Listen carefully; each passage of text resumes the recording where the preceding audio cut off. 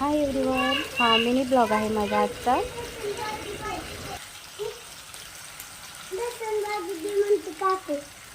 याच्यामध्ये शाबूमध्ये थोडंसं मीठ आणि कूट घातलेलं आहे आणि इथं बटाटा टाकलेला आहे शिजायला तेलामध्ये.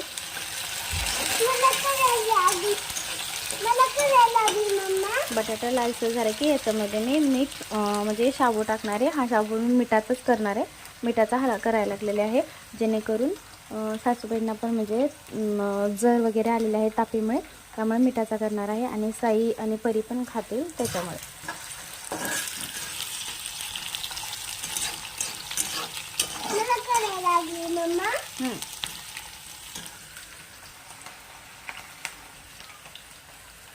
असं करायचं नाही.